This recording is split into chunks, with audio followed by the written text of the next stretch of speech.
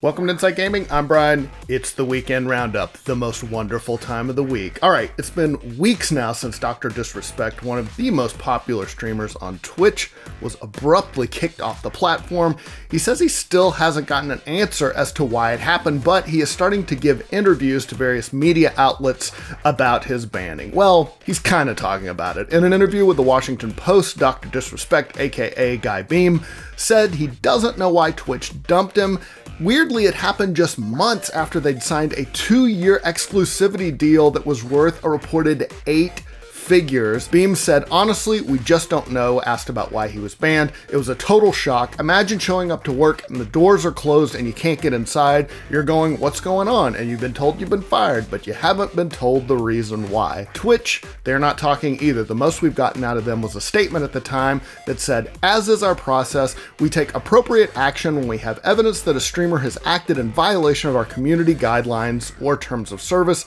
These apply to all streamers regardless of status or prominence in the community. Since then, they have not answered any follow-up questions. Now, Dr. Disrespect also got dropped by Discord's partner program. A Discord spokesperson told the Washington Post that partners are, quote, held to a higher standard than typical users, and issued a statement saying Discord partners must abide by our code of conduct, and when violations occur, we take the appropriate action.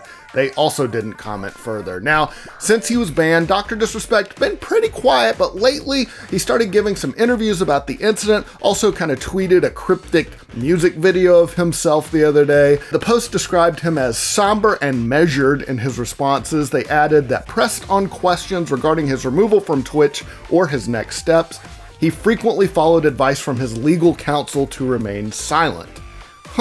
Dr. Disrespect has built up a huge audience, more than 4 million followers on Twitch. After he was removed on June 26, his subscribers got notifications that they'd be refunded. But yeah, he had a massive following. According to Sully Gnome, which does Twitch analytics, in May he had 4 million hours watched. That made him among the top 20 most watched channels for the month. His last stream, if you saw it, it was kind of weird though, because when he signed off, he seemed kind of stressed. He said cryptically, I appreciate everyone watching today. We'll get through this, Champions Club. Life's weird right now. We'll get through this, okay? Like, everybody was like, what did that mean? But he told the Post that those comments didn't have any connection to his removal. He said they were related to the current state of the world, including the coronavirus and the protests happening across the country. Of course, we all know he's been banned from Twitch before, last year E3 when he live streamed in a public men's room. That was temporarily though. This is obviously, it seems way more permanent. He also took a break in late 2017 after admitting to an affair. The doctor told CNN that he is considering other options right now, like YouTube gaming, Facebook gaming. He might just even stream on his own website. He could do that. He's popular enough. He said he is not interested in signing an exclusive deal with any one platform. No surprise, he also told CNN he is never returning to Twitch. On an interesting thing to note, PC Gamer asked Dr. Disrespect about whether some of his comments during his final stream about the English conspiracy theorist David Icke may have had anything to do with him getting banned. Now, Icke himself has gotten kicked off various platforms like Facebook for spreading basically BS about 5G networks being linked to the coronavirus, but Dr. Disrespect's publicist stepped in before he could answer that question from PC Gamer, so kind of weird. Now, he also has a TV development deal with Skybound Entertainment. He said that has not been affected by his banning. He said, we've been working really hard, we're ready to go, we're excited to take those next steps. So there you go. All right, guys, we're gonna get to the rest of the news in just a second, but first, let's talk about Mack Weldon. What's Mack Weldon? They are a premium men's essentials brand that believes in smart design and premium fabrics. Yes, they offer industry-leading underwear, but they're so much more than just an underwear company. They really are a one-stop shop for men's basics of all kinds. They got socks, shirts, hoodies, underwear, Vesper polos, 4-way active shorts. They're the longest-lasting, highest quality items on the market. They will be the most comfortable stuff you wear, most comfortable underwear, socks, shirts, all that stuff. It feels so good. They have a line of silver underwear and shirts that are naturally antimicrobial. That means they eliminate odor. They want you to feel comfortable. So if you don't like your first pair of underwear, guess what? Keep it. They'll still refund you. No questions asked. You're coming out ahead in that deal. The folks at Mack Weldon have even started their own totally free loyalty program. It's called Weldon Blue. Level 1 gets you free shipping for life. Awesome. Once you reach level 2 by spending $200, they'll start giving you 20% off every order for the next year. Now, I'm wearing Mack Weldon underwear right now, the silver.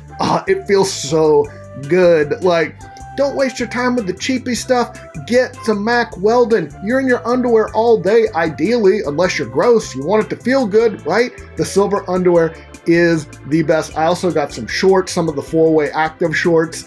They are like, just when I'm outside, like taking a walk, something like that, and just like, maybe I'm going on a nice little nature hike, getting out in nature. That's important for this pandemic. I want some shorts that are ventilated, that feel good. That's what these Mack Weldon shorts do. It's just the best. And shopping, also super easy. I ordered it online. It was there in like 2 days. So here's what you got to do, guys. For 20% off your first order, visit mackweldon.com/roundup. Enter promo code ROUNDUP.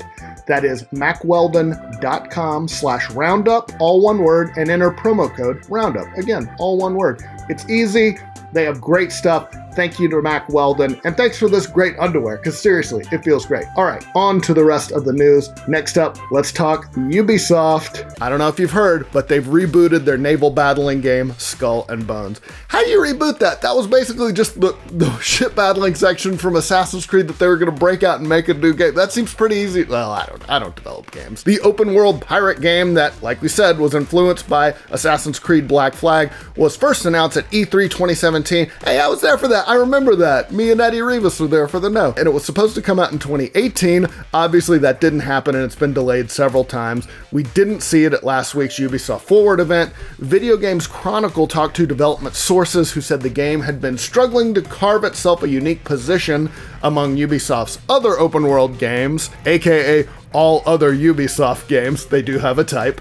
Last year, though, they apparently decided to reboot it entirely and move it towards a live game model. Of course. The new version will have a persistent world with quests and characters that will evolve over time based on the actions of a community. So are they making like a pirate MMO? That kind of what it sounds like. One source said the live storytelling elements of Fortnite have been a big inspiration for the game's reboot. The game's creative director, Justin Farron, has left Ubisoft. He was replaced by former editorial VP and studio veteran Elizabeth Pellin. Obviously no release date yet. The last time we heard from the game's Twitter account, it was more than a year ago, when they posted that they were delaying the game, of course, in order to make Skull and Bones as awesome as it can be. So there you go. All right, it looks like the US Army also ran afoul of Twitch's rules, not just Dr. Disrespect. According to The Nation, the Army's Twitch channel had been regularly running fake controller giveaways. They'd apparently offered viewers a chance to win an Xbox Elite Series 2 controller, but if you clicked on the link, it sent you to an Army recruitment page, quote, with no additional mention of a contest, odds, total number of winners, or when a drawing will occur. Twitch apparently told them to knock it off. They told Kotaku that per our terms of service,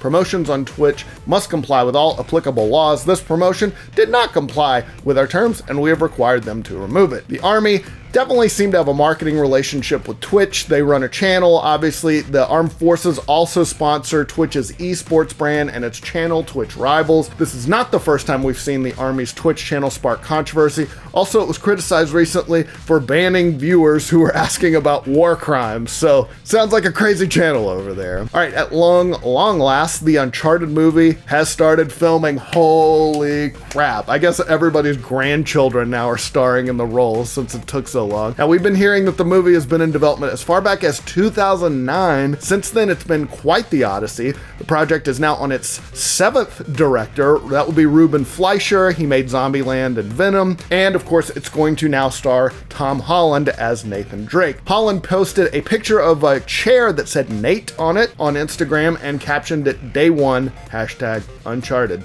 Seems like confirmation to me. His co-star is Mark Wahlberg, who's originally going to play Nathan Drake, but now so much time has passed that he's playing Drake's older sidekick, Sully, instead.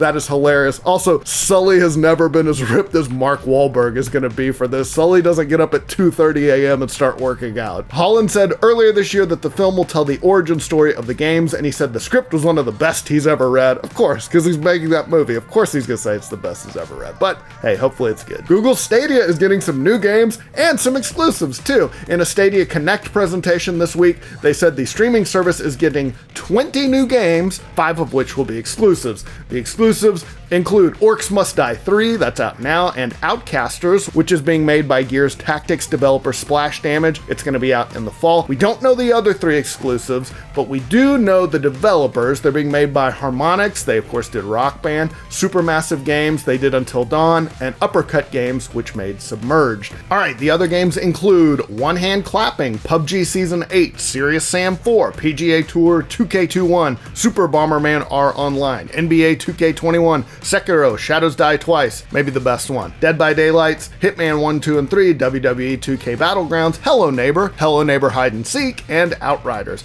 Only one of those, One Hand Clapping, is out now. Remember that Simpsons bit? What is the sound of one hand clapping? And they were like, it's a parable. There is no sound. And Bart was like, no, it sounds like this.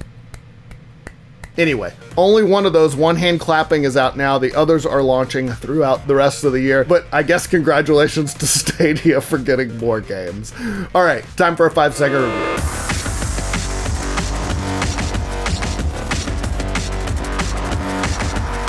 That is one mad Sam. He is mad. I've never been that mad. Dang. All right, let's talk about the games coming out next week. First up, Into the Radius is a single-player survival shooter for VR. Stalk the Pechorsk Radius Zone, filled with surreal landscapes and dangerous anomalies. Use stealth, climbing, or realistic firearms to explore, scavenge for loot, and recover strange artifacts in an unforgiving, dystopian environment. Players are sent stalking through this zone where physics-based interaction, realistic weapon handling, and moody atmosphere will get your adrenaline pumping as you struggle to survive. It's got open-world exploration, climbing, stealth, and a dynamic day-night cycle. It's been in early access, but it releases officially on PC July 20th. Rock of Ages 3 Make or Break is a competitive tower defense and arcade action game rolled up with Ace Team's quirky, Monty Python-esque humor into one giant creative game for the ages. Jump into the expansive, gut-busting story for an eclectic adventure featuring bizarre and irreverent takes on legendary characters, or create and share your own levels to compete with friends and strangers online in a real-time mix of hectic tower defense and epic boulder racing arcade action. It comes to PC, PS4, Xbox One, Switch, and Stadia July 21st. Carry On is a reverse horror game in which you assume the role of an amorphous creature of unknown origin, stalk and consume those that imprisoned you to spread fear and panic throughout the facility, grow and evolve as you tear down this prison and acquire more and more devastating abilities on the path to retribution. It comes to PC, Xbox One, and Switch July 23rd. Roki is an adventure game inspired by Scandinavian folklore, a dark, contemporary fairy tale underpinned by a touching narrative, an alluring art style, ancient puzzles, and atmospheric exploration. Join Tuve on a fantastical journey to save her family, one that takes her deep into a hidden, long-forgotten world of folklore filled with strange locations and even stranger creatures. Explore the ancient wilderness, solve its mysteries, and save your family in this modern adventure game. It comes to PC July 23rd. Inspired equally by film and anime, Necrobarista is a unique take on the visual novel. Follow a dynamic and diverse cast of characters as they navigate Melbourne's hipstery coffee culture. Is there a non-hipstery coffee culture, though? I ask you, dear viewer. The questionable ethics of necromancy and the process of letting go. It's got stylized, fully 3D cinematic presentation that draws from anime aesthetics. Why did I say anime? Anime aesthetics. Delve into the world of the terminal and fantasy Melbourne through free-roaming first-person scenes. It features goon-sack robots, alchemical coffee, and Australian folk hero Ned Kelly. It comes to PC July 22nd. And finally, Rogue Legacy 2. It's what you get if you mash Rogue Legacy and a sequel together. Very clever. Every time you die, your children will succeed you, and each child is unique, just like real life. Your daughter might be a colorblind archer, and your son could be a pacifistic chief. Either way, one of them is getting conscripted. It comes to Steam Early Access July 23rd. That is all the news we've got for you this week, guys. Hope you have a great weekend. We'll see you soon. Hey guys, is Ninja gonna have enough money to make rent this month? That poor little blue-haired boy. Oh my goodness. Does he still have blue hair right now? Who cares? Good point. We might have gotten a clue yesterday when Ninja posted a mysterious tweet in the late morning that just said 1 hour. He's moving to Twitter gaming? Oh, no, because an hour later he went live on YouTube. Do we want to guess what he was streaming? No,